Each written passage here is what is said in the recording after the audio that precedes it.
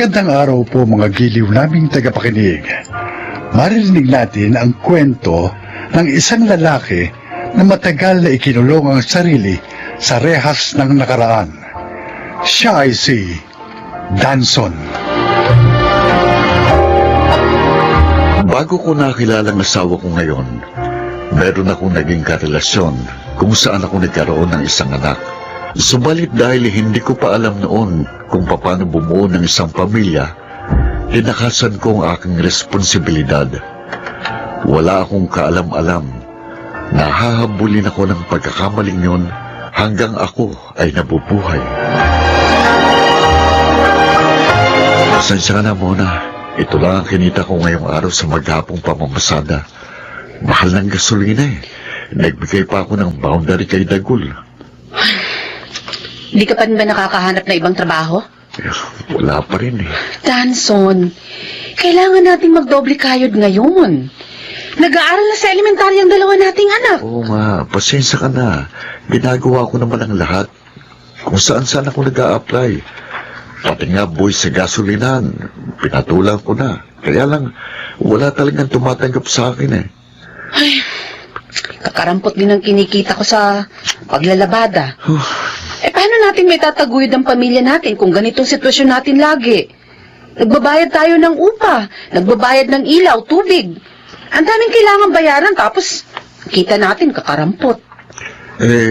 Kakausapin ko si Dagul bukas. Baka maaaring tulungan niya akong makahanap ng maayos na mapagkakakitaan. Ay, ilang taon na tayong nagsasama, pero ganito pa rin ang uri ng buhay natin. Isang kahig, isang tuka.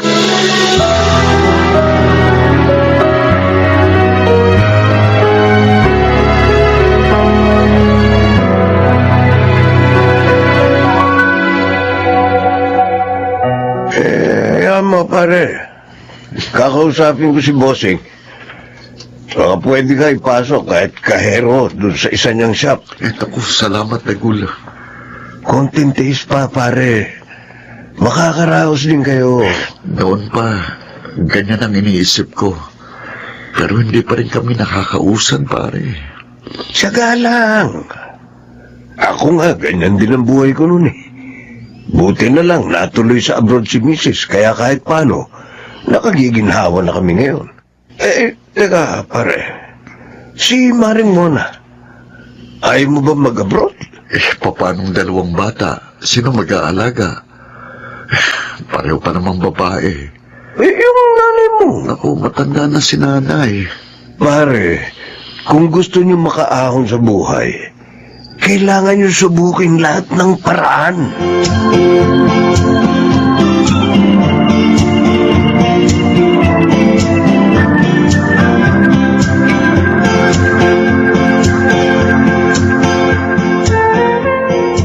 Oh, 500 yan. Ito na, naku, huwag na ho, nay. Ay, naku.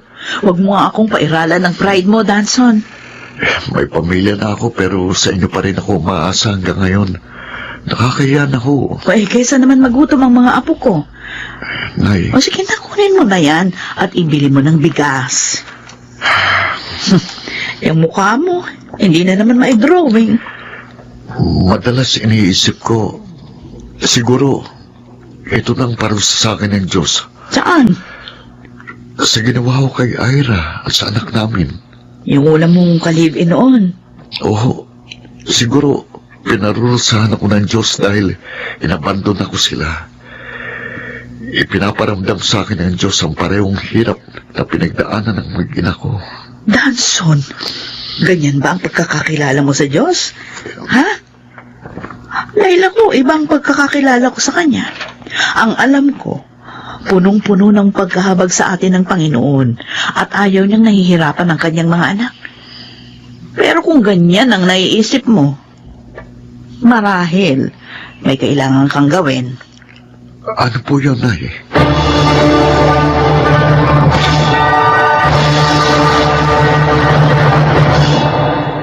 Ano? Anong sinabi mo? Hahanapin ko si Ira at yung anak ko. Para saan? Bakit? Muna hanggang ngayon, nakukonsensya pa rin ako dahil sa ginawa ko sa kanila. Inabandon ako sila nung panahong kailangan nila ako. O ngayon, kapag nahanap mo sila, anong gagawin mo? Susuportahan mo yung anak mo? Hindi mo nga kami mabigyan ng maayos na buhay. Daragdagan mo pa yung responsibilidad mo. Hindi naman. Hingi lang ako ng tawad sa kanila. Sa tingin mo ba, papayag ang dati mong karelasyon na hindi mo sila sustentuhan? Baka nga matagal ka na rin hinahanap nun eh. Kapag nagpakita ka sa kanila, baka ipakulong ka pa niya o kaya hut-hutan ka ng pera. Hindi naman siguro. Paano kung oo, Aber? Anong gagawin mo? Mona, Ang mabuti mong gawin, maghanap ka ng maayos na trabaho. Nang sa ganun, guminawa ang buhay natin. Hindi yung puro ka konsensya.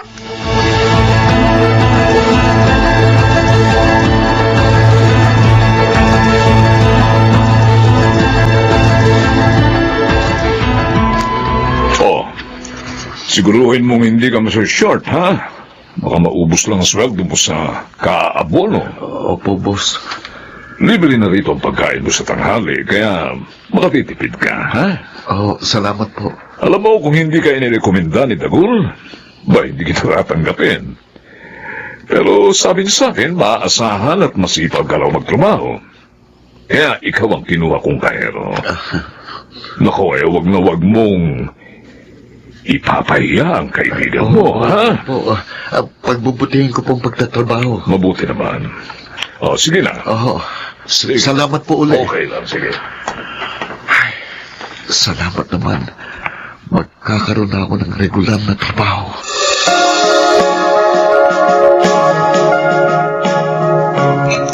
Nagtatrabaho ka na maghapon, namamasada ka pa ng tricycle sa gabi. Danson, natutulog ka pa ba? Nay, kanin niyo ho. Kain po kayo. Ayos lang ako na yun. Aba Mona, saan ka pa nakakahanap ng asawa na ganyang kasipag? Nagpapasalamat nga po ako dahil nakakuha na siya ng matinong trabaho. Kahit hindi ho ganun kataas ang sweldo, pero medyo magaan na po ngayon ang takbo ng buhay namin. Tapos na akong kumain. Maiwan ko na kayo, Nay. Salamat po sa pagbisita niyo rito sa amin. At ito sa mga dala niyong grocery, ho. Sige na't lumakad ka na't mahuli ka pa sa trabaho niya. Nay, kain lang ho kayo ha. Ay, Ito pa. nahanap na ba yung una niyang nakarelasyon? Si Ira. Ho? Ang alam ko hinahanap niya ang kanyang mag-ina.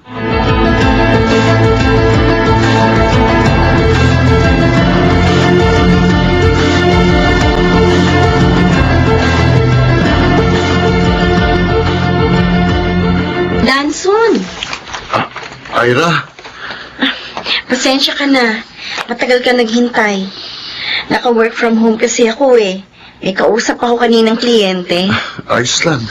Ano, kumusta ka na? Ang tagal natin hindi nagkita. Buti eto't nagkaharap na tayo. Teka, bakit mo nga pala ako hinanap? Ira, Gusto mo bang makita yung anak mo? Naku, mamaya pa yung darating. Nagtitraining sa archery. ganun ba? Teka lang ha, ikukuha kita na maiinom. Huwag na. Ah? Talaga lang hinanap kita kasi gusto kong humingi ng tawad. Hanggang ngayon kasi, nakukonsensya pa rin ako sa ginawa ko sa inyong mag-ina. Ako, nakalipas na yun. Oo, nung una nagalit ako sa'yo, pero may mga pangyayari talagang sa una, kala natin dihado tayo. Pero may mas mabuti palang kahihinatnan. Dahil nga sa nangyari, mas naging wais akong babae. Kaya tingnan mo, nakahanap ako ng asawa, mabait, responsable.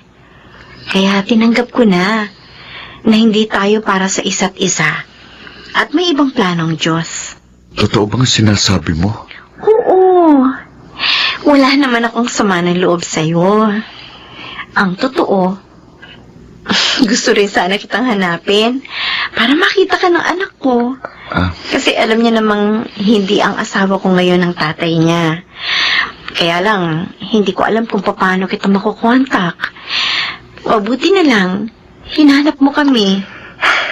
Mula noon, akala ko pinahihirapan ako ng Panginoon dahil sa ginawa ko sa inyo.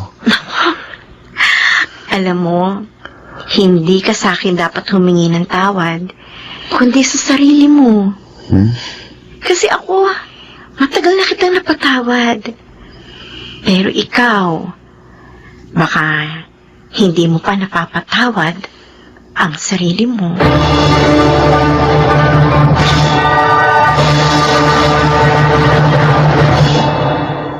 Saan ka galing? Sa ex mo? Nahanap mo na sila? O anong sabi sa'yo? Mona, Humihingi ng sustento. Huh. Porket nakakuha ka na ng matino-tinong trabaho, ang lakas na ng loob mong makipagkita sa dati mong karelasyon.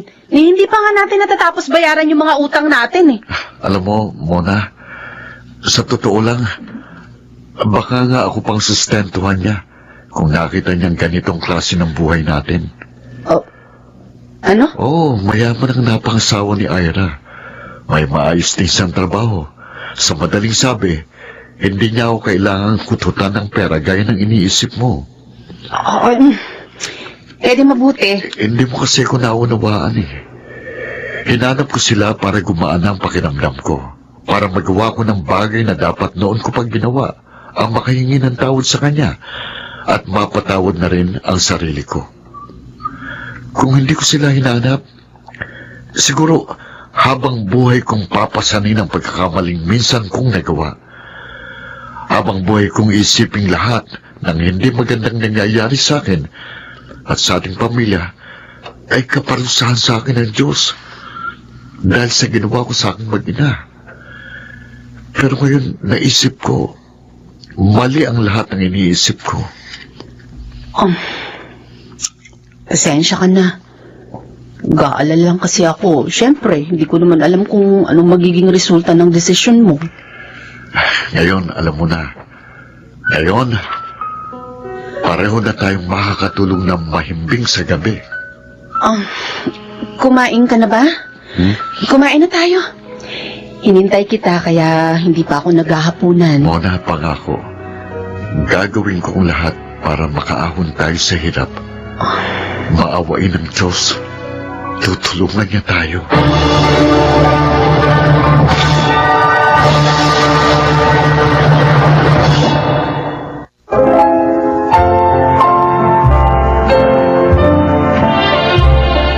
Madalas, masyado tayong malupit sa sarili natin. Pero tama si nanay. Ang Panginoon, mahabagin at hindi niya gustong pahirapan ang kanyang mga anak. Sa mga pagsubok na hinaharap natin, nais niyang matuto tayo para mas maging matatag at wais tayong tao. Dahil sa karanasan kong yun, natutuhan ko kung gaano kahalaga ang pagtanggap sa ating nagawang pagkakamali. Paghingi ng tawad sa mga taong nasaktan natin. At higit sa lahat, ang pagpapatawad sa ating sarili. Ako po si Danson, at ito ang aking buhay. Ang Panginoon ay laging nakahanda upang tayo ay patawarin. Iyon din sana tayo sa ating kapwa at sa ating sarili. Mga nagsiganap, Jenaline de la Cruz, Lionel Benamin, Chiquit del Carmen Amor, Rosana Villegas, Jun Ligaspi, at Phil Cruz sa papel na Danson. Naglapat ng angkop na tunog, Jerry Mutliang. La musika, Buboy Salonga. Supervisyong teknikal, Eric Lucero at Bong Muyar. Creative Consultant, Phil Cruz. Production Assistant, Anching Cruz. Ito'y mula sa panulat ni Rita Labanon. Sa direksyon, June Martin Legaspi. Ito ang aking buhay.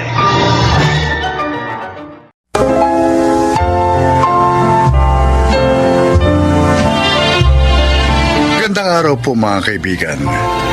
Isa na namang kwento ang kapupulutan nyo ng aral sa buhay ang inyong maririnig. Ito ay ang kasaysayan ni Nancy. Daddy's girl daw ako, sabi nila. Kasi mas close ako kay Daddy kaysa kay Mommy. Kaya naman nang mamatay siya, ay labis kong dinamdam. Pero mula noon, ay hindi na nag-asawa pa si Mommy. At ibinuhos na lamang niya sa akin ang kanyang panahon. Pakinggan po ninyo ang aking kwento.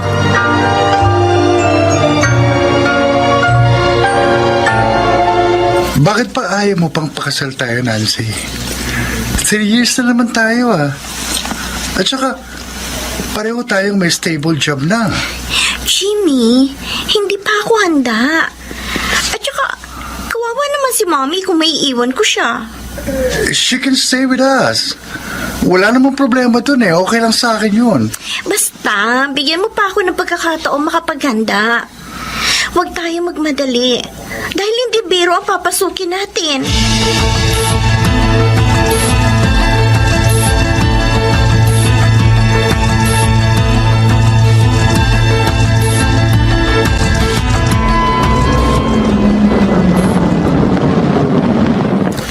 Oh, Robert, narito na tayo.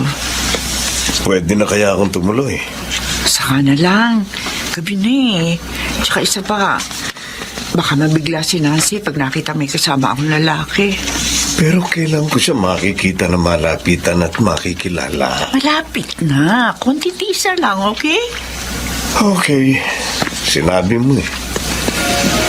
Christy. Maraming salamat ulit sa pagkakataong binigay mo sa akin.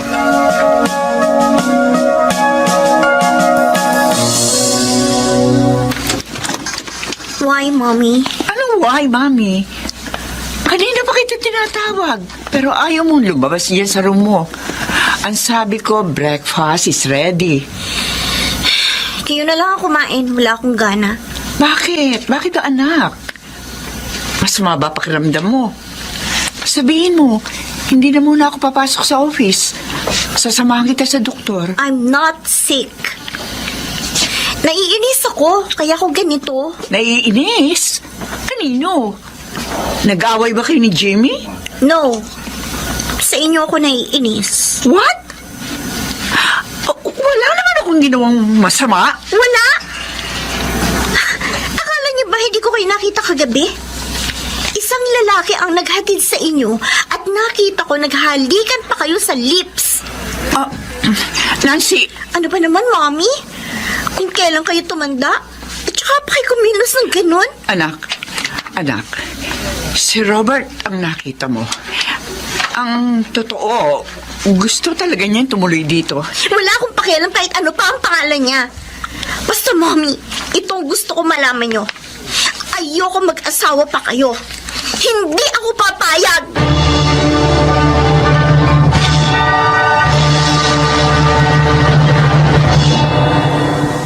Christy, sana sinabi mo na sa pamangkin ko ang totoo. Natakot ako, Ate Delena. Kasi baka lalo siya magalit eh. Mahal na mahal niya ang kanyang daddy Apollo.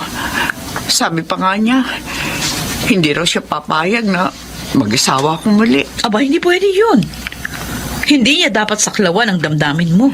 Naguguluhan nga ako, ate. Hindi ako kinikibo ng anak ko. Si Robert naman kinukulit ako na ipakilala ko na siya kay Nancy. Dahil yun ang tama.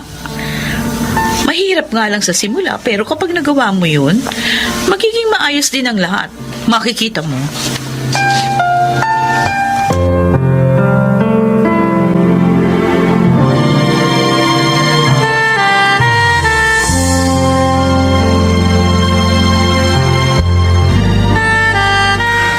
Kaya naman pala hindi mo ginagalaw ang pagkain mo. May problema ka. Ilang araw ko na siyang hindi kinikibo, Jimmy. Ano? Dahil lang dun? Ano ka pa naman, Nancy? Hindi ko gustong ginagawa ni Mommy, Jimmy. Madalas ko rin siya makita may ka-text at kausap sa cellphone. At malakas ang kutob ko. Yung Robert na yon. Yung nakita kong humalik sa mommy ko. Wala namang masama ron eh. Kung muling magmahal si Tita Christy. Matanda na si mommy para doon. Who told you? Yung iba nga, 60 na, nag-aasawa pa eh. Si Tita 45 pa lang. Bata pa. At pwede pa. Bakit ba kinakampihan mo pa ang mommy ko? Dapat akong panigan mo dahil ako ang girlfriend mo. Okay, sabihin mo nga sa akin. Bakit ba ayaw mong mag-asawang muli si Tita Christy? Ayokong palitan yung daddy ko. Gusto ko, si daddy lang. Kay daddy lang siya. Si mommy, wala nang iba. Pero more than 10 years nang patay ang daddy mo. Kahit na! Basta ayaw ko pa rin palitan niya si Daddy. Nancy, Oh, tingnan mo yung palabas ng restaurant. si Mommy? At may nakaakbay na lalaki sa kanya.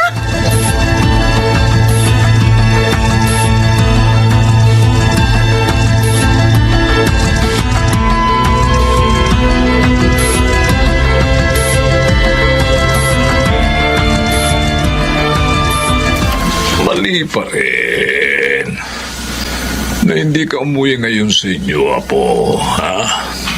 Eh, tsak na mag-aalala ang mami mo sa'yo.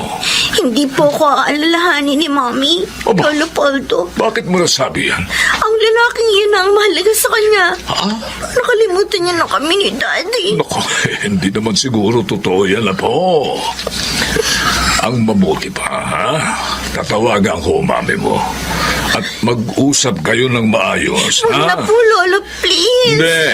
Ayoko po muna makausap si Mommy. Tatawagan ko. Hayaan niyo na lang po muna ako dito. Hindi.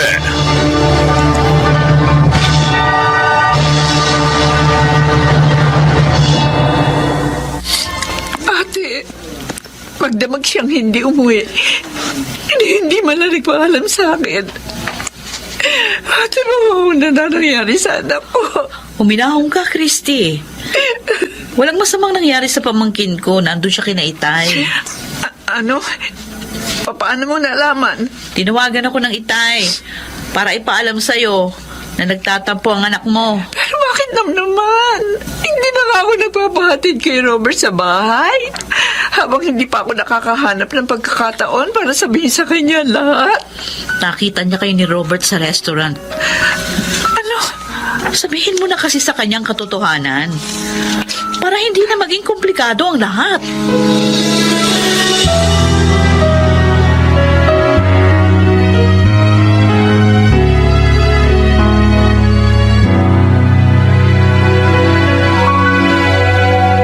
Ano pa nangyayari sa'yo, Nancy? 2 days ka lang hindi umuwi sa inyo, ah. So what? Narito naman ako sa bahay ng lolo ko. Pero mali pa rin itong ginagawa mo. Tinitikis mo ang mami mo. Uuwi lang ako doon. Kung mangangako siya na lalayuan niya ng Robert ngayon. Hindi maaaring gusto mo, Apo. Lolo Poldo! Oh, Pati ba naman kayo? Payag na rin sa gusto ni Mommy? ang gusto ko lamang ay malaman mo ang katotohanan. Ha? Panahon na para malaman mo. Ano? Para hindi ka na magalit pa sa mami mo at kay Robert. Mahabang panahon na ang ipinaghirap nila. Anong ibig niyong sabihin, Lolo? Anong katotohanan yon? Ano po? Si Robert, ang siyang tunay mong ama. Ha? Hindi totoo ang sinabi niyo, Lolo. Totoo. Siya ang talagang nobyo ng mami mo. Hindi. Ikakasal na sana sila noon dahil nga buntis na si Christy sa'yo. Pero pinagsamantalahan siya ng nakilala mong mabait na daddy na si Apollo. Pinilit na makasal sila. Kaya siya ang nakilala mong ama. Oh my God. Ano to? Gustong ipagtapat sa'yo ito ng iyong mami. Kaya lang, ayaw niyang mabigla ka, Apo.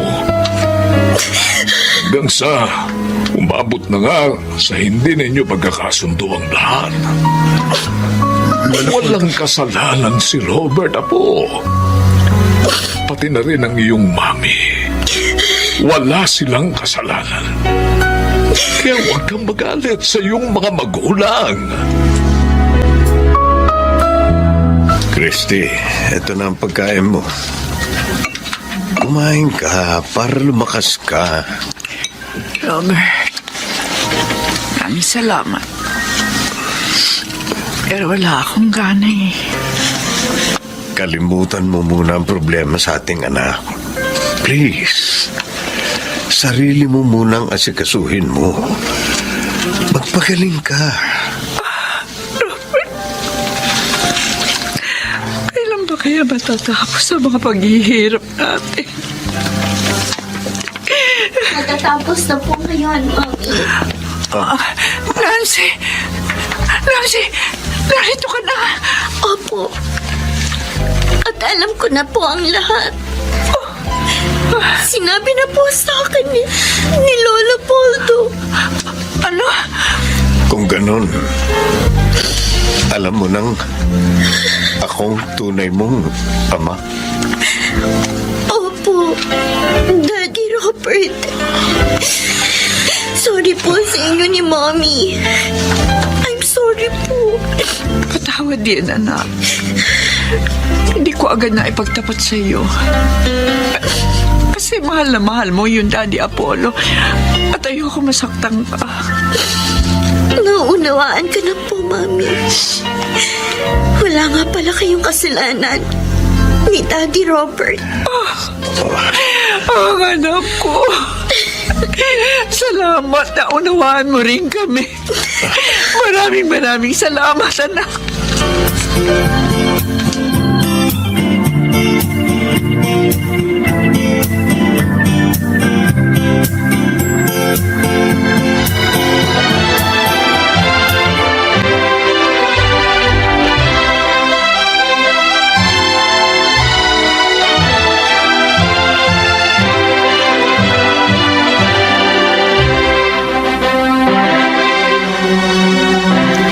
Lalong bumata si Tita Christy sa suot niya kanina.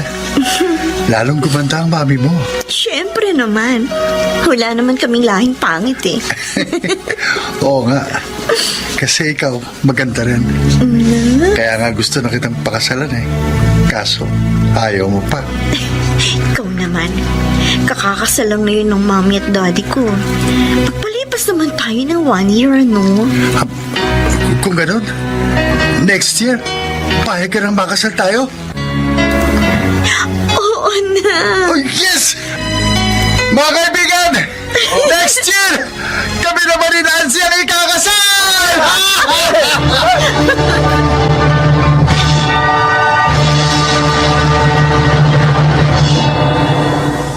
Isa na ang anak namin ni Jimmy.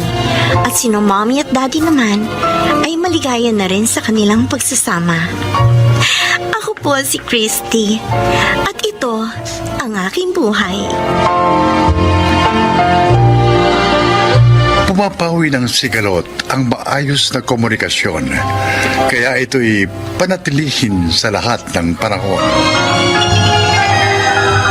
Mga nagsiganap, Susan Robles, Phil Cruz, Rosana Villegas, June Martin Ligaspi, Lionel Benamin at Chiquit del Carmen Amor sa papel na Nansoy. Naglapat ng angkop na tunog, Jenny Mutia, sa musika ni Buboy Salonga, supervisyong teknikal, Bong Muyar at Eric Lucero, creative consultant, Phil Cruz, production assistant, Anching Cruz. Ito'y mula sa panulat ni Telma Corporal Alcantara, sa direksyon Salvador M. Royales. Ito ang aking buhay.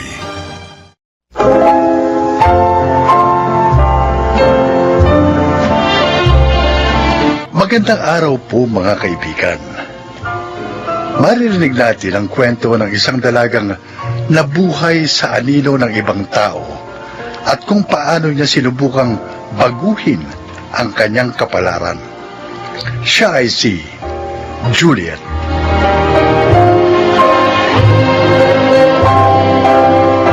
Bata pa lang ako. Alam ko na kung ano ang gusto kong gawin at kung ano ang gusto kong maging paglaki ko. Ngunit, tila pinagkaitan ako ng tadhana ng pagkakataon na gumawa ng sarili kong kwento. Dahil mula nung magkaisip ako, kailangan ko nang sumunod sa yapak ng isang taong tinitingala ng aming pamilya.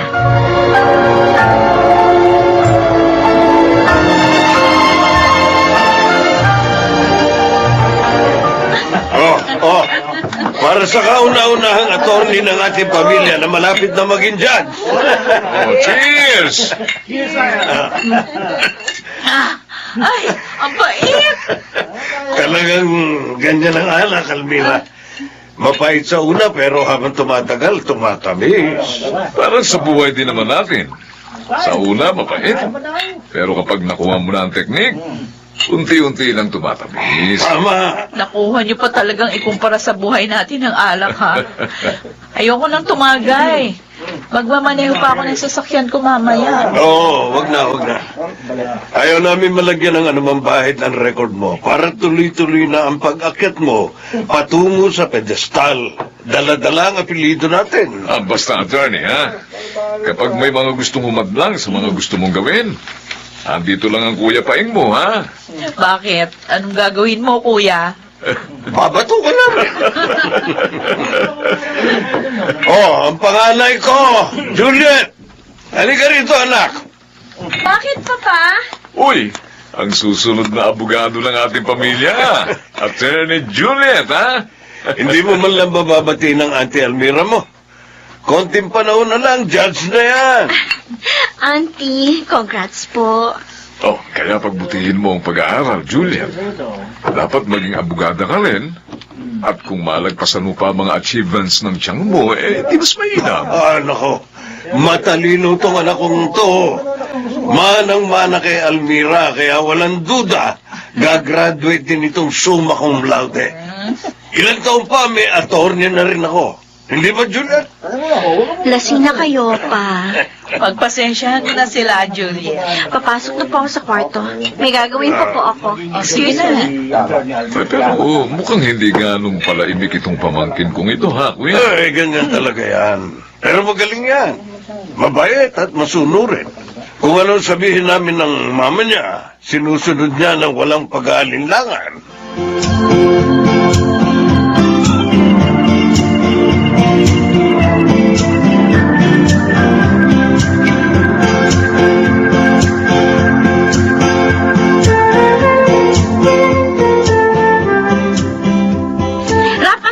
Ko.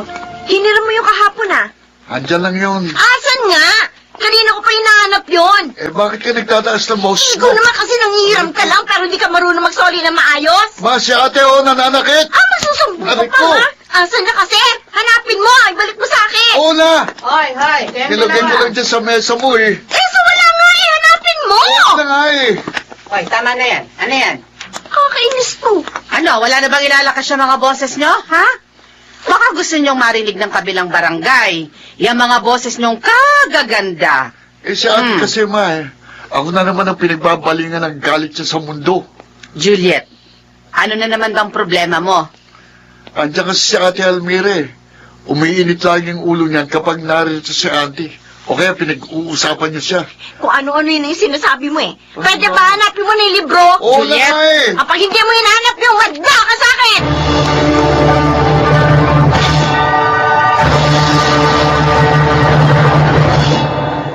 Juliet, nakapili ka na ba kung saang universidad papasok para sa pag-aaral mo ng abogasya?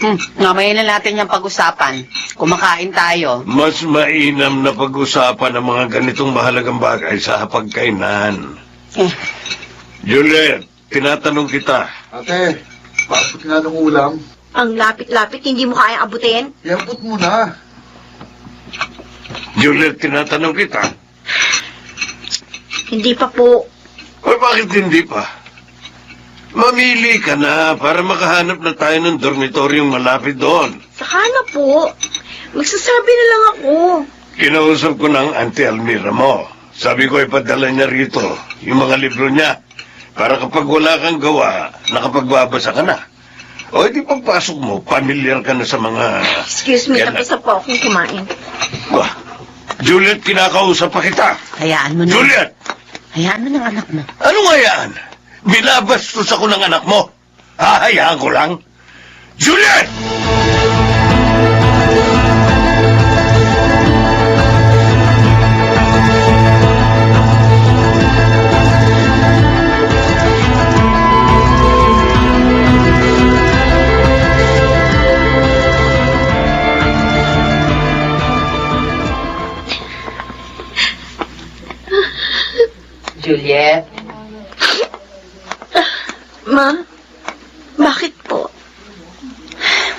Pagpasensyahan mo ng papa mo. Yan naman lagi yung sinasabi niyo kapag napagsasabihan ako ni Papa. Ma, mula na magkaisip ako, pinagpapasensyahan ko na si Papa. Konti na lang.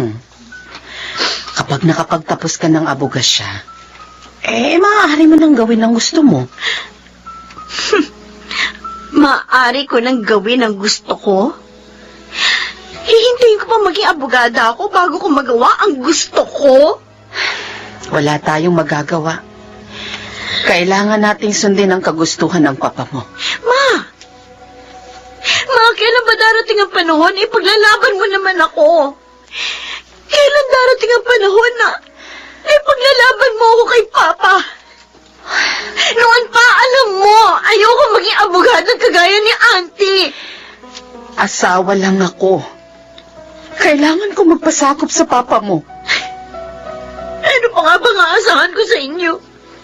Juliet, Kung hindi nyo kaya, ako ang gagawa. wag na wag mong susuwayin ng papa mo. Bakit hindi?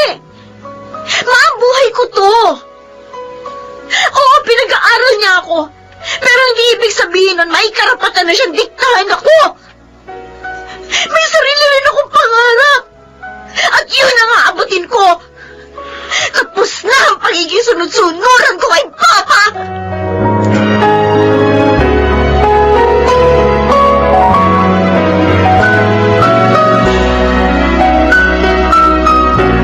O Juliet, nandito sa kon yung mga kakailanganin mo libro.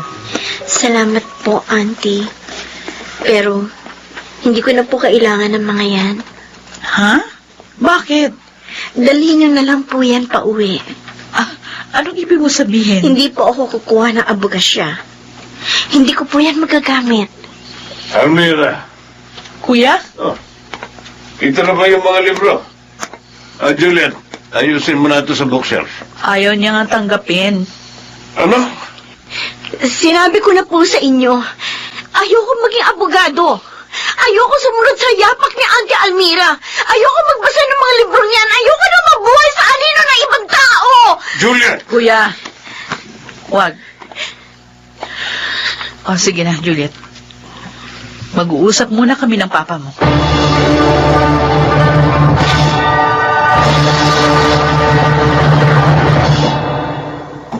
Juliet? Pwede ba akong pumasok? Juliet? Bakit po? Pwede ako pumasok? Sige po.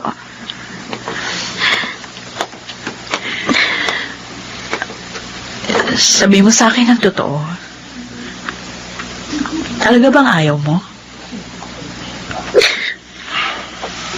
Ay, Juliet. Gumaya ka sa Auntie Almira mo. Dapat marami ka rin makuha medals gaya ng Auntie Almira mo. Dito ka mag-aral kasi dito nag-aral ang Auntie Almira mo. Mag-abogada ka gaya ng Auntie Almira mo. Auntie! Mula noon, ikaw na ang bukang bibig ng pamilyang ito. Oo, proud ako na may tiyahin akong kagaya mo. Alam ko naman hindi naging madali ang mga pinagdaanan mo para makarating sa kung saan ka man ngayon.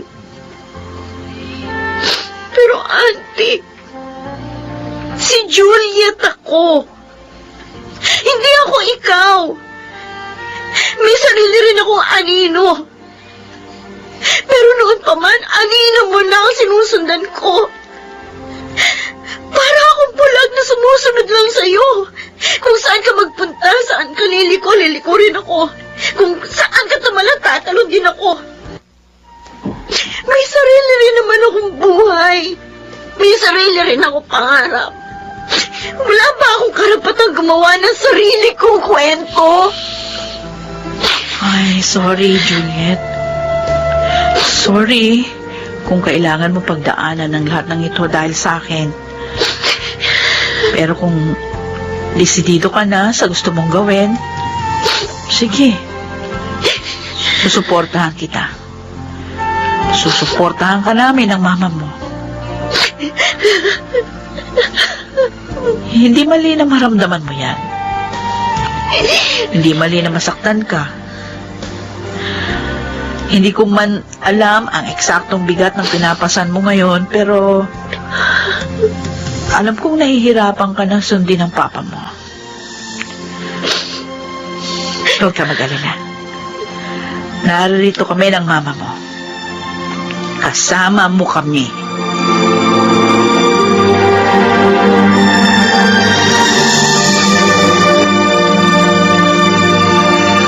Sana dito ka na lang sa mga universidad malapit sa atin kumuha ng nursing. Ma, hindi po ako matututong lumipad kung hindi ko ilaladlad ang pakpak ko. O siya, sige. Pa, aalis na po ako. Hindi mo ba ihahatid si Juliet? Tatawag na lang po ako sa inyo ng madalas. Mag-iingat ka, anak, ha? Pangako. Pa, magiging isa akong kagalang-galang na nurse. Para kahit hindi ko nasunod ang gusto mo, may pagmamalaki mo pa rin ako.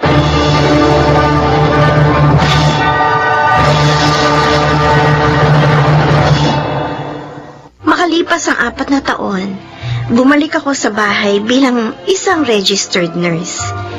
Hindi ko man nakitang ipinagbunyi ako ni Papa, gaya ng nakikita ko noon tuwing may mga tagumpay na nakukuha si Auntie Almira. Pero alam kong proud siya sa akin. Hindi lamang dahil sa narating ko, kundi dahil natuto akong ipaglaban ang gusto ko. At sa huli, maaari niya pa rin akong naipagmalaki. Sa mga kagaya kong may nais abuting pangarap, huwag ninyong hahayaang diktahan kayo ng iba. Ako po si Juliet, at ito ang aking buhay.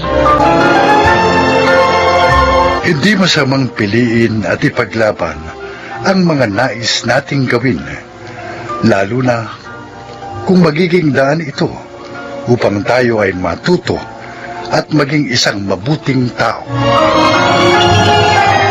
Mga nagsiganap, Rosana Villegas, Jeneline Villacruz, Lionel Benamin, Phil Cruz, June Ligaspi, at Chiquit del Carmen Amor sa papel na Juliet. Naglapat ng angkop na tunog Jerry Mutiang. Ang musika Buboy Salonga. Supervisyong teknikal Eric Lucero at Bong Muyar. Creative Consultant Phil Cruz. Production Assistant Anching Cruz. Ito'y mula sa panulat ni Rita Labanon. Sa direksyon June Martin Ligaspi at Maynard Landicho Jr. Ito ang aking buhay.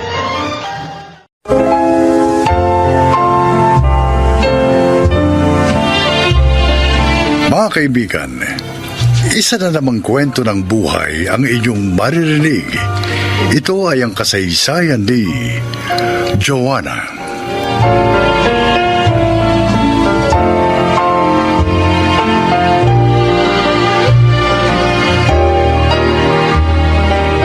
Mahirap lamang kami ni Limuel. Pagmamaneho ng jeep ang ibinubuhay niya sa amin. 8 taon na kaming kasal nang dumating sa aming buhay ang mga mabibigat na pagsubok. Joanna, anong sabi ng doktor? Ano resulta ng pagsusuri nila sa aking anak? Nanay Lydia, may prostate cancer daw po si Limuel. Ay, Diyos ko. Wawawa naman ako. At ang sabi pa po, kailangan maoperahan siya sa lalong madaling panahon. Paano yan? Tiyak na malaking halaga ang gagastusin doon. Saan tayo kukuha? Hindi ko po alam na eh. Pero ayoko pong mawala sa amin si Limuel. Kailangan pa namin siya ng mga anak namin. Joanna, maghanap tayo ng mauutangan. Yun o talagang gagawin ko. Nay, pwedeng Dito muna kayo. Oo. Sasaglit lang ako sa bahay. Titingnan ko ang kalagayan ng inyong mga apo.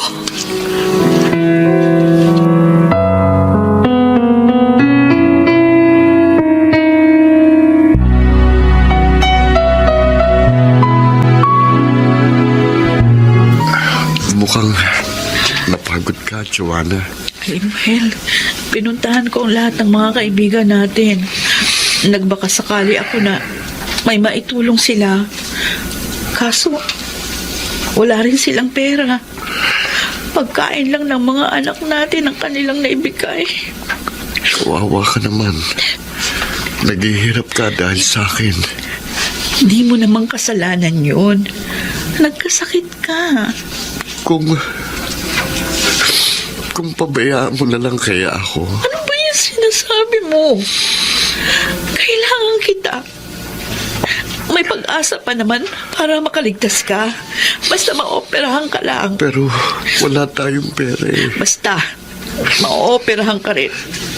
Hindi ako titigil sa paghahanap ng paraan para mangyari yun.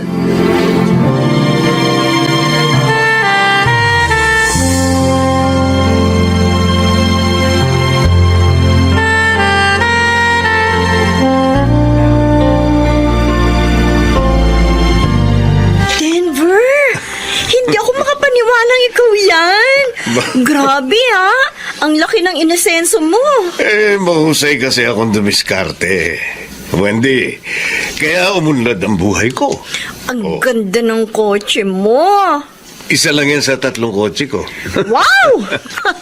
Ang yaman mo na nga. At may malaking bahay na rin ako. At syempre, magandang negosyo. Congratulations sa success mo. Kumusta na nga pala si Joanna, Wendy? Uy, sabi ko na nga ba't itatanong mo siya eh. Ano ba, binata ka pa ba? Mahal mo pa ba ang kaibigan ko? Isa lang ang sagot sa mga tanong mo. Oo. Uy, ang swerte naman ng kaibigan ko. Kumusta na siya? 8 years na rin kaming hindi nagkikita. Huli ko siyang nakita nung ikasal sila ni Limuel. Ayun, 2 ng anak nila. Isang 7-year-old, isang 4. Happy naman sila kahit mahirap lang ang buhay. Pero may malaking problema sila ngayon eh. Oh? May mabigat na sakit si Limuel. At kailangan nila ng malaking halaga para maoperahan si Limuel.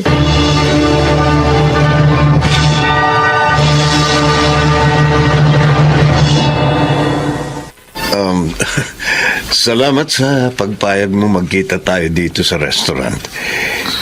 Hindi ka pa rin nagbabago, Joanna. Maganda ka pa rin. Salamat. Wala namang dahilan para iwasan kita. At saka sabi ni Wendy, handa ka raw na tulungan ako sa problema ko. Totoo ba yun, Denver? Oo. Kung papayag ka sa hihingin kong kondisyon, Kondisyong... hindi pa rin kita nakakalimutan, Joanna. Ikaw ang dahilan. Kaya binata pa rin ako. Oh, 2 na anak ko, Denver. Wala sa akin yun. Joanna, mahal pa rin kita. Nababaliw ka na. Oo, baliw ako. Baliw sa pagmamahal sa'yo. At ang gusto ko, makapiling ka. Kahit man lang isang gabi. Ano? Yun ang kondisyon ko, Joanna. Kapalit ng malaking halagang kailangan mo.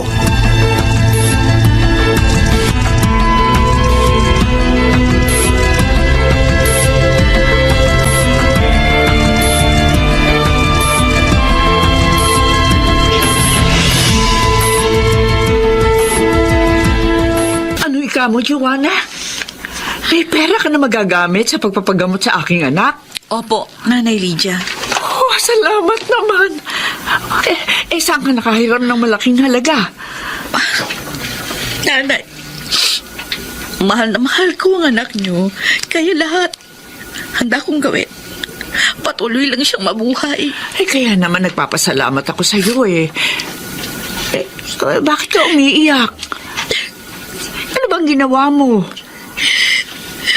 Binenta ko ang sarili ko sa isang dating maliligaw. Kapalit ng malaking halaga. Oh, Diyos ko. Alam kong marumi na ako, Nay. Pero sana huwag kayong masuklam sa akin. Hindi ko hangad na pagtaksilan si Limuel. Ang gusto ko lang, mailigtas siya sa tiyak na kamatayan. Kaya ko yun ginawa. Hinahangaan ko ang pag-ibig mo sa aking anak, Joanna. Nanay Lydia. Huwag ka nang umiyak.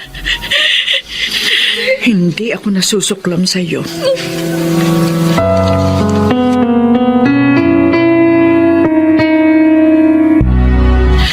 Ligtas na pala si Limuel sa tiyak na panganib. Oo, Wendy. Payapang naisagawa ang operasyon. At nagpapagaling na lang siya ngayon. Mabuti naman. Nagbunga ng maganda ang ginawa mo. Kaso ang inaalala ko lang, baka di ako mapatawad ng asawa ko kapag nalaman niya yung... Hindi naman siguro, no? Siya naman ang dahilan kaya mo nagawa yun. Pero, kung hindi ka niya mapatawad, ay di kay Denver ka na lang. Wendy! Eh, maging practical na tayo, Joanna.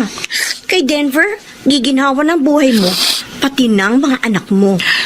Si Limuel ang mahal ko. Hindi si Denver.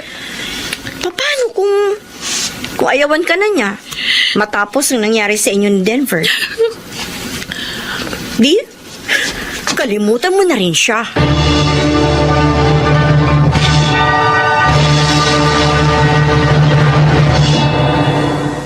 Ay, yun pala ang dahilan. Kaya mo kong niyaya mag-iinuman tayo rito sa inyo, ha, Denver? Nasasaktan ako, Bernie. Ikaw mismo nagsabi, pre. Isang gabi lang ang hiningi mong pagsasamahan niyo. Oo. Oo. Sinabi mo. Pero umasa ako Oo. na sa pamamagitan nun, makukuha ko siya sa asawa niya. Na sa pagkakataong ito, ako nang pipiliin ni Joanna, pare. Eh, kaso nga hindi nangyari, pare. Dahil mula nang maibigay mo yung pera sa kanya, hindi ka na niya tinawagan. Oh, at hindi mo na rin siya makontak sa number niya. Oh. Kutob ko nga, nagbago siya ng cellphone number para hindi ko na matawagan. Pero nagagalit talaga ako. Hindi ko alam ang gagawin ko. Gusto kong tuluyang mapasa akin si Joanna. Teka, pre. May naisip ako eh. Para mangyaring gusto mo, parang Denver. Ano yun? Sabihin mo, para magawa ko na. Miss na miss ko na si Joanna.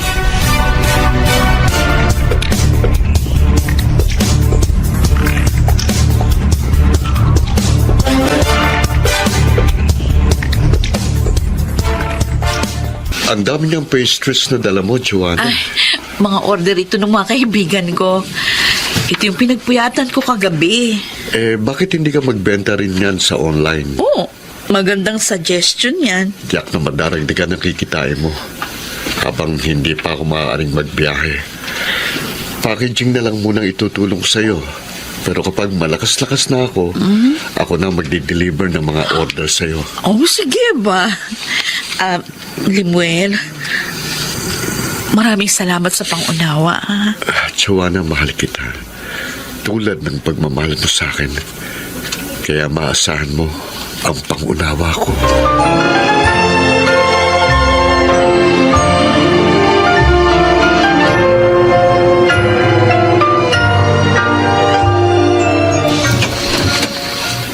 Magandang araw. Nariyan ba si Joanna? Sino ka? Ikaw siguro si Lemuel? Ako nga. Ako si Denver, ang nagbigay kay Joanna ng malaking halaga para maoperahan ka. Ikaw pala. Alam mo ang tungkol doon? Nagmamahalan kami ni Joanna at kahit kailan, hindi namin naging ugwaling maglihim sa isa't isa. At hindi ka nagagalit sa ginawa niya? Nasaktan ako, oo. Nasaktan ako nung una pero nawala rin yun. Dahil alam kong ginawa niya yun para mailigtas ako. Dahil mahal na mahal niya ako. Lemuel, hiwalayan mo na siya. Marumi na siya. Nakasama ko na ng isang gabi. Katawan lang ng asawa kong naangkin mo ng isang gabi. Pero ang puso niya, nananatiling sa akin. Lemuel, Umalis ka na, Denver. Hindi mo masisirang pagmamahala namin ni Joanna.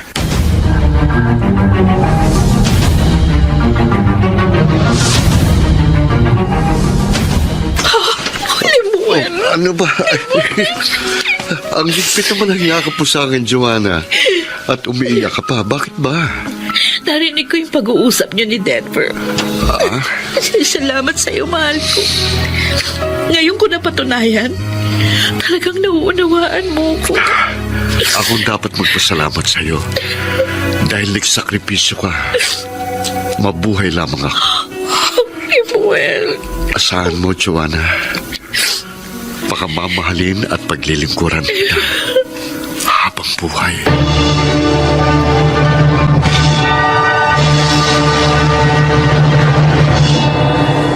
Totoong mabigat ang mga pagsubok na aking naranasan. Ngunit masasabi kong lalo naman akong pinatatag ng mga yon. Higit sa lahat, mas naging matibay ang pagsasama namin ni Lemuel. Ako po si Joanna at ito ang aking buhay. Mapalad ang nakasusumpong ng tunay na pag-ibig, kaya dapat lang na ito ay ingatan. Mga nagsiganap: Junel Benjamin, Susan Robles, Chiquit del Carmen Amor, June Martin Legaspi, at Rosana Villegas sa papel na Joanna. Naglapat ng angkop na tunog, Jerry Mutia, sa musika ni Boboy Salonga. Supervisyong teknikal, Eric Lucero at Bong Muyar. Creative Consultant Phil Cruz. Production Assistant Anching Cruz. Ito'y mula sa panulat ni Telma Corporal Alcantara. Sa direksyon, Salvador M. Royales. Ito ang aking buhay.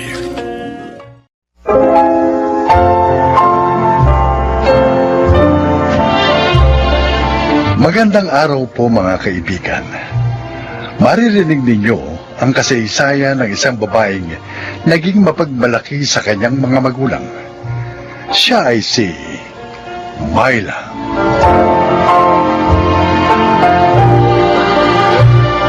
Napakabait ng aking mga magulang. So tuwing madala pa ako, sila ang tumutulong sa akin bumangon. Hindi kasi ako nakikinig sa kanila, kaya madalas akong magkamali. Handa na ang hapunan, Myla. O tayo na kumain. Una na kayo, Nay. Wala akong gana. O at bakit wala kang gana? Dahil napagsabihan ka ng tatay mo kaya naiinis ka. Eh, hirap naman kasi sa kanya eh. Nangahatol agad. Hindi pa naman niya lubos na kilala si Walden. Anak, pinangangaralan ka lamang ng tatay mo. Dahil ayaw niyang madapa ka sa pangatlong pagkakataon. Eh, magkakaiba po ang mga lalaki. Iba si Walden sa dalawang lalaking una ko sinamahan. Myla, huwag mo sabihin gusto mo sumama sa lalaking yon. Mabuti nga hindi ka nagbuntis sa dalawang mong unang sinamahan eh. Makinig ka naman sana sa amin, anak. Ingatan mo naman ang iyong sarili. Ang bihira talaga, sermon na naman. Oo, mag-iingat na ako.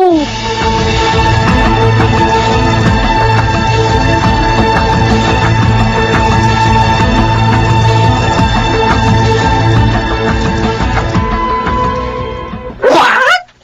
Dito ka susunduin ng jowa mo? Eh, bakit detach? Para hindi ako masermonan ni na inay at itay. Sige na naman, Rico. Pumayag ka na. Rika is my name, ano? Kasin kita, pero hanggang ngayon, hindi mo pa rin knows ang gusto kong tawag mo sa akin. Oo nga pala, Rika. Sige na, pumayag ka na. Umiiwas lang naman ako makagalitan sa bahay eh. Kasi nabibingin na ako sa kanila. Ikaw talaga. Alam mo, nagmamalasakit lang sa'yo sina Chong at Chang. Dahil twice ka lang nagkamali. Twice ka bang nakipag-live-in and then bigo ka pa rin. O hindi na mangyayari uli yun. Sure ka? Oo naman! Dahil mayaman si Walden at mahal na mahal ako. Kung ganun, balak mo nang makisama sa lalaking yun. Eh, paano naman sila Chanelia at si Joming? O di bahala sila. Kaya naman nila eh. At bahala na rin ako sa buhay ko.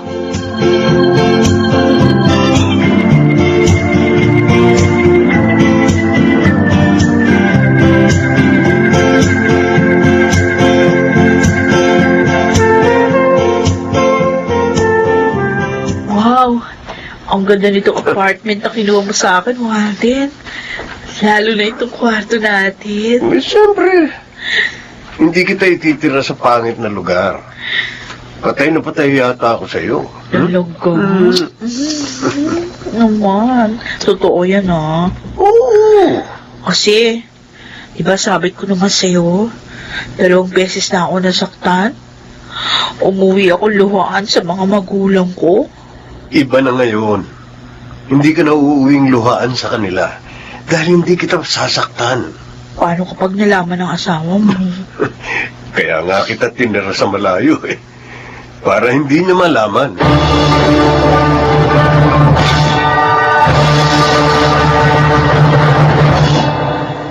O ano, Rika? May balita ka na ba tungkol sa iyong pinsan? Wala pa rin ho, Chanelia. At hindi pa naman po siya tumatawag sa akin. Kung batang yun talaga. Ilang beses nang nabigo, mapusok pa rin. At kapag napapangaralan nagagalit pa. Tinawagan niyo na po ba siya? Oo. Pero hindi na makontak yung number niya eh. Naku! Baka nagpalit siya ng SIM card. Talagang iniiwasan niya tayong lahat. Ang inaalala ko, baka mas grabe ang mangyari sa kanya ngayon kaysa noong mga nakaraan niyang pakikipag-live-in. Chong, sana wag naman po. Kung sakaling mangyari yun, wala na tayo magagawa. Siya ang naghanap ng kanyang kapalaran.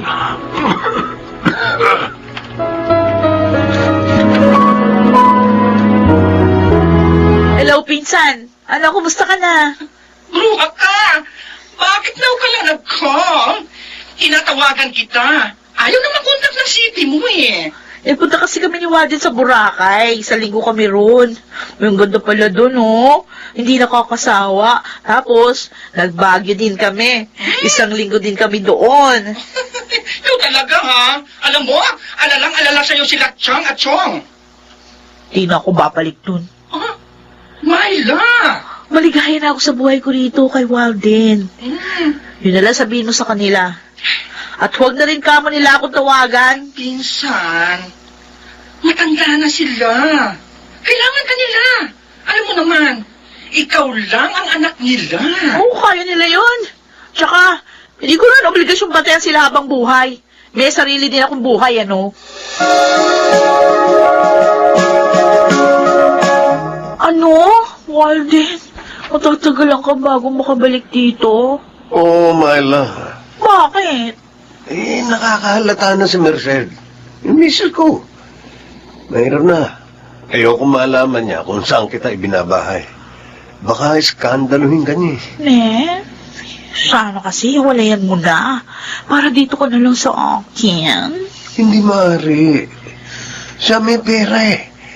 Kaya tiis-tiis na lang muna tayo. Ha? Mamimiss kita. Mamimiss din kita. Pero huwag ka mag-alala. Iiwanan kita ng panggastos para may magamit ka habang wala ako.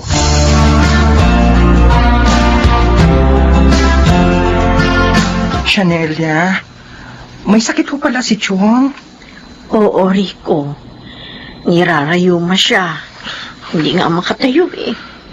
Pareho pa kaming may nararamdaman. Pareho kami inuupo. Ay, Ito ang hirap na kayong dalawa lang eh. Lalo na kapag pareho kayong may sakit. Wala naman kami magagawa. Kinalimutan na kami ng pinsan mo. Siguro, dahil yun sa hindi niya na kami kailangan. Kung malapit lang ho dito ang tinitirahan ko, lagi ko po kayong pupuntahan.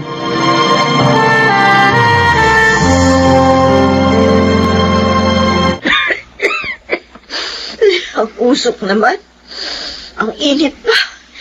Kaya siguro ako nagising. Buti pahinom muna ako ng tubig para mawala ang pag-ubo ko. Sunog! Bakit ba? May sunog! Malaki lang ka po! May apoy daw. Masilip ka. Natayo ako dito. Rico? Sakit sa lalamon. Ay! Jobeng! Jobeng! Gumising ka! May sunog! Jobeng! Ba't mausok? May sunog! Kailangan makalabas tayo dito! Malaki na apoy! Tumayo! Hindi! Kailangan makalabas tayo dito! Naklolo! Tulungan niyo kami!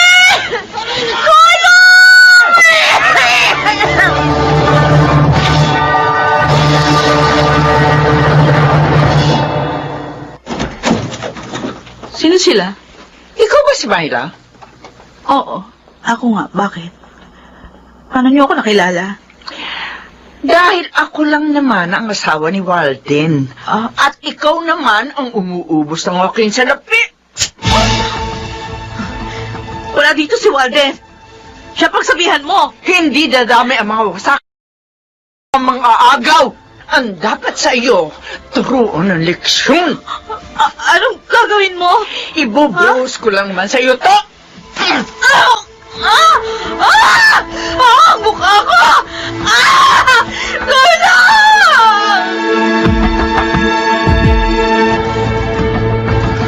Nang matanggap ko ang tawag ng doktor na pinakiusapan mo, nagpunta agad ako dito sa ospital. Rika, pangit na ako. Dahil sa binuhos na asido sa akin ng asawa ni Walden. Naglalambot ako sa sinapit mo, pinsan. Pero pasalamat ka pa rin. Dahil buhay ka pa. At hindi ka nabulag. Wala na ako ngayong may pagmamalaki. Wala na. Sana pala noon pa, hinawalayan ko na si Walden. Ay, yun talagang hirap eh. Laging nasa huli ang pagsisisi. Pati si Nainay at Itay. Dahil sa pagmamahal ko kay Walden. Tama ka. Minsan, kumusta na sila? Gusto kong humingi ng tawad sa kanila. Magpagaling ka ha. At kapag kaya mo na, sasamahan kita sa kanila. Sa kanila.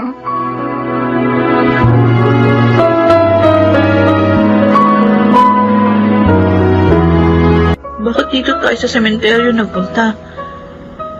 Sino pupuntahan natin dito? Myla, huwag kang mabibigla ha. Bakit? Narito na ngayon sina Chang at Chong. Ha? Hindi kita maintindihan. Bakit naman sila mapupunta dito? Hindi naman dito bahay namin. Nagkaroon kasi ng sunog sa lugar nyo. At nadamay ang bahay nyo. Ha? Hindi. Hindi na nila nakayanang lumabas sa bahay nyo eh. Dahil nga, nung panahong yun, pareha silang may sakit. Kaya, nakulong sila at namatay. Hindi! Myla. Itay! Kasalanan ko to. Hindi kayo makakukulong sa sunog na yun kung kasama niyo lang ako. Patawarin niyo ako, Inay. Itay! Patawad!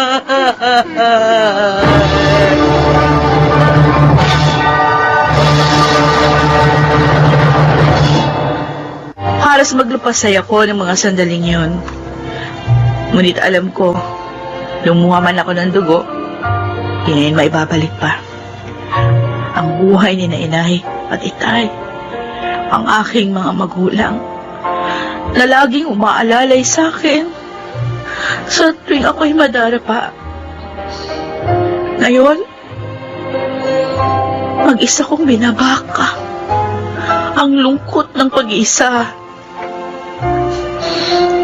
Ako po si Myla. At itong aking buhay. Hindi matutumbasan ang pagmamahal at pagmamalasakit ng mga magulang.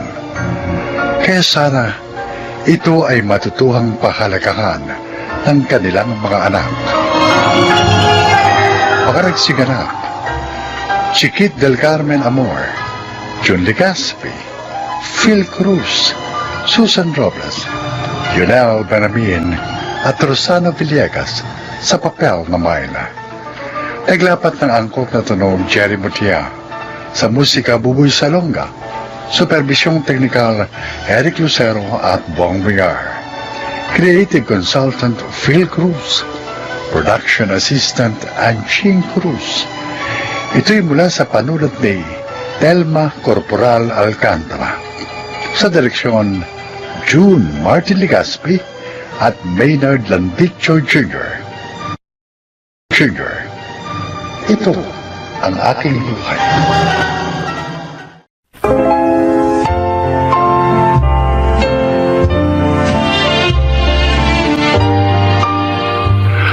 Magandang araw po mga giliw naming tagapakinig.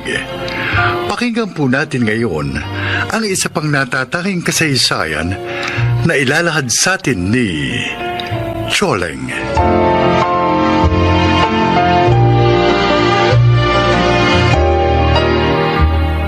Hindi madali ang maging natay.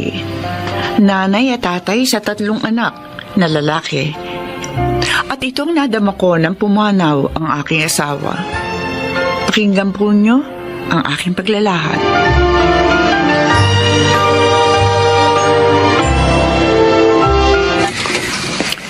James? Ikaw na ba yan?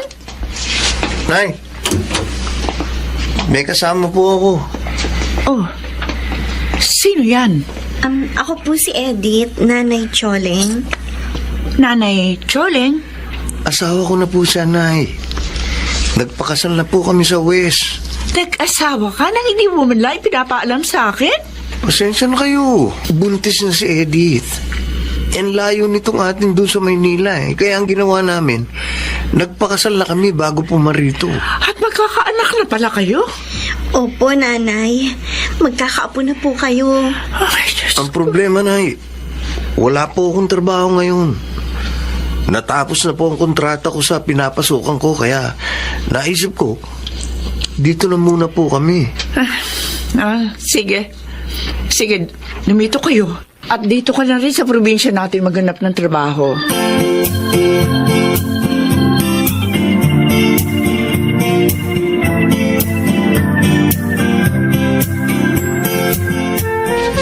Pambihira naman si James, no?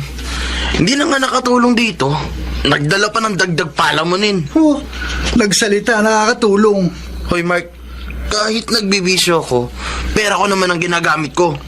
Kita ko yun sa pamamasada ng tricycle. Oo, pero mali pa rin yun, George. Dahil ikasisira ng buhay mo ang bisyo mo. Nay, gusto ko lang naman maging happy. Ang hirap yatang mamasada ng tricycle maghapon. Kaya tama lang na mag-relax naman ako. Masama sa katawan ng droga, anak. Masama sa utak. Nay naman eh. Konti lang naman ang binabata ko. Tama si Inay, Kuya George. Saka paano kung mahuli kayo ng mga pulis? Eh di kulong ka. Hoy, ikaw huwag ka nang sumali sa pagsisermon sa akin ni Inay. Suntukin kita dyan eh. Ikaw lang naman inaalala ko, Kuya eh. Ano ba kayo? Pero kung ayaw mo, di okay. Nay, pengi naman ng 100 oh. Eh basketball kami ng tropa ko ngayon eh. Siyempre, kailangan ko ng baon. Ang galing mo manermon. Eh, pabigat ka rin kay Inay. Pwede ba tumigil na nga kayo? Mas matutuwa ako kung lahat kayo magbabago at magkakaroon ng direksyon ng buhay.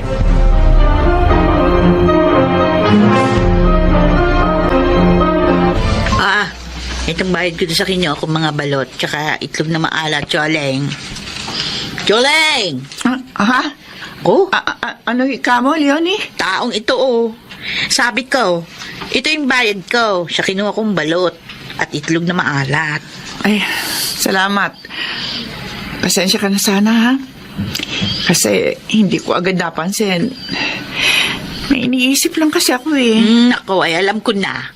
Yung mga anak mo, no? Ay, nalulungkot lang ako. Dahil kahit nasa hustong edad na sila, wala pa rin direksyon ang kanilang mga buhay.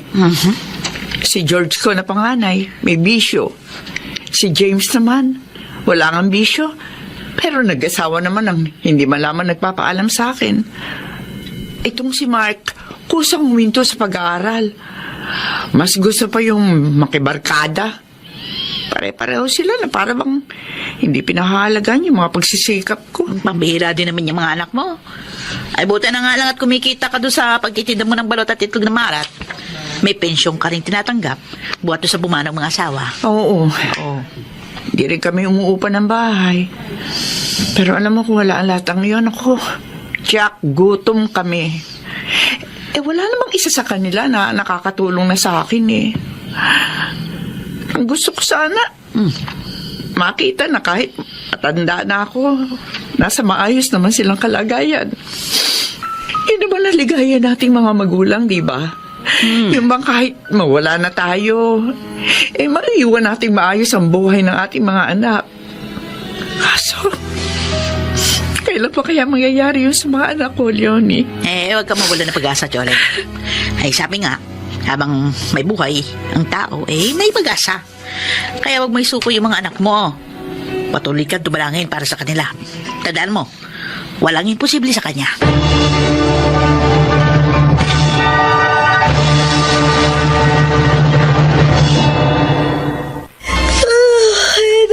Choleng, umalis na po ba si James? Oo, Edith. Hindi ka na nga niya ginising. Pupuntahan daw niya yung ina-applyan niyang trabaho. Sana naman matanggap na siya. Sana nga. At pag may trabaho na si James, sikapin niyo makaipon para sa panganganak mo.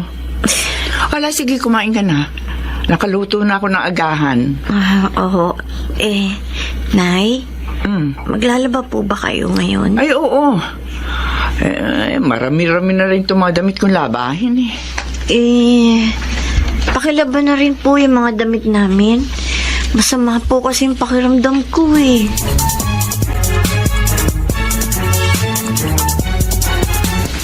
Dinig na dinig ko, Kuya James. Inutusan ni Ate Edith si Inay na labhan ang mga damit nyo. Si Inay naman, nilaban. Hindi tama ang ginawa ng asawa mo, Tol, ah. Ipagpalagay na nating masama ang pakiramdam niya. Ay, huwag siya maglaba ngayon. Sa ibang araw niya gawin. Hindi yung gagawin niyang utusan ng nanay natin. Oo.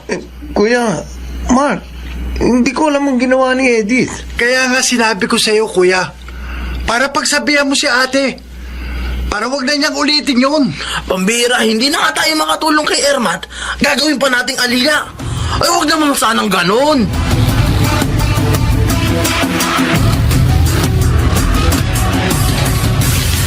Hindi tama yun, Edith.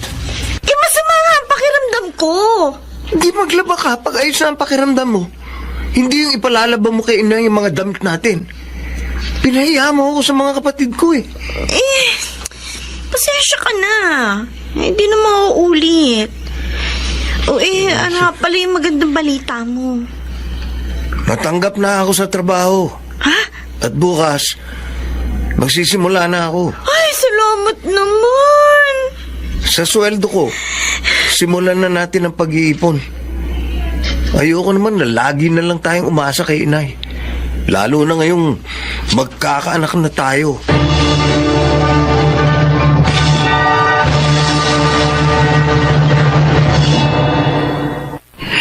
Natuwa ako na marinig ko ang pag-uusap ni na James at Eddie.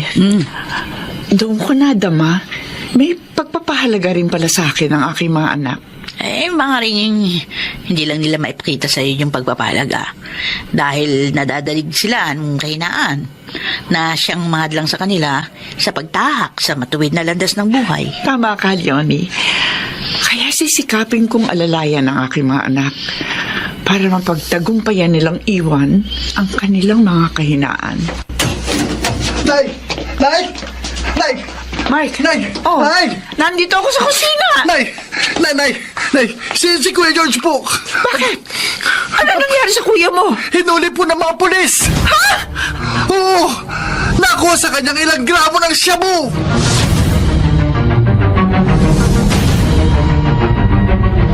George, anak ko. Inay, patawad po. Hindi ako nakinig sa inyo. Kahit narito ako ngayon sa kulungan. Parang hindi ko makakaya makita ka nakakulong dito. Nadudurog ang puso ko, anak. Patawad po.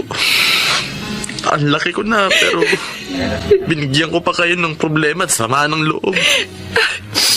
Susubukan kong gumawa ng paraan, anak, para makalaya ka. Maraming salamat po. Pero sakaling hindi kayo magtagumpay, hindi po ako magdaramdam, Inay. Dahil alam kong kasalanan ko ang lahat. Anak, magpakabait ka rito, ha? At hihintayin namin ang paglaya mo.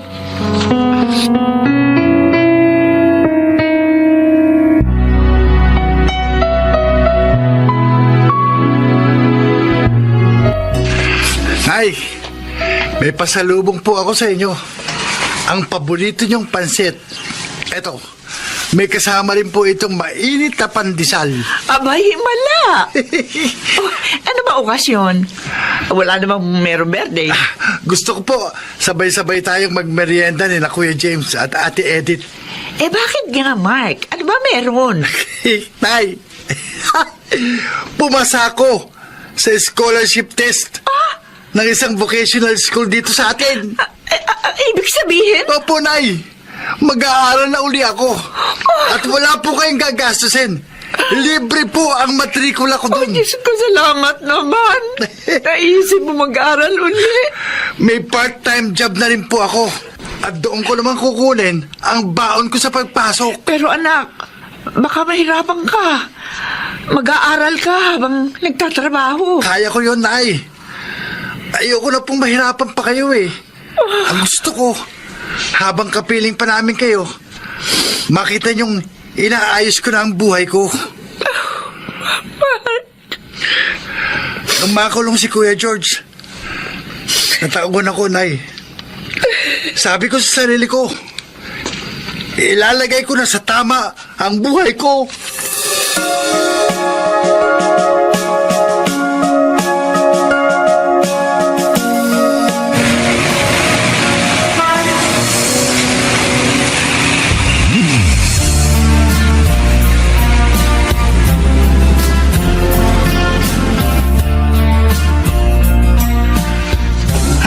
Happy birthday to you. Maraming salamat, James. Happy Mark. birthday, Nay. Happy birthday po, Nay. Salamat. Nay, nagpaluto po ako ng spaghetti. Ako naman po, cake. Si Eddie po ang gumawa ng juice. At ito po ang pagsasaluhan natin ngayong birthday nyo. Salamat, mga anak. Pero isa na lang ang kulang ngayong birthday ko. Ang Kuya George niyo. Tagal na rin siya nakakulong, pero hindi pa rin nakakalaya. Mas masaya sana kung narito ang kuya niyo. Narito na rin po ako, Inay. Oh, Diyos ko! Happy birthday po. George! Kuya! George, anak! Ay, ko nga! Nakalaya na po ako, Inay. At ngayon, handa nang magbagong buhay.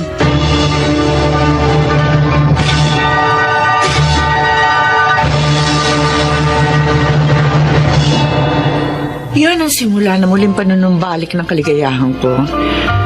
Dahil muli ko nakapiling ang aking mga anak. Mahirap man ang maging isang ina at ama, hindi ko yung pinagsisisihan. Dahil ngayon, nadarama ko na ang kahalagahan ko sa aking mga anak. At nasa maayos na rin silang kalagayan. Ako si Choleng, at ito ang aking buhay. Mga Managsiganap, Angelo Alcantara, Lionel Benjamin, Bobby Cruz, Chiquit del Carmen Amor, Rosana Villegas, at Susan Robles sa papel na Choleng. Naglapat ng angkop na tunog, Jerry Mutia. Sa musika ni Buboy Salonga. Supervisyong teknikal nila Eric Lucero at Bong Boyar. Creative Consultant Phil Cruz. Production Assistant Anching Cruz. Ito'y mula sa panulat ni Telma Corporal Alcantara. Sa direksyon, Salvador M. Royales. Ito ang aking buhay.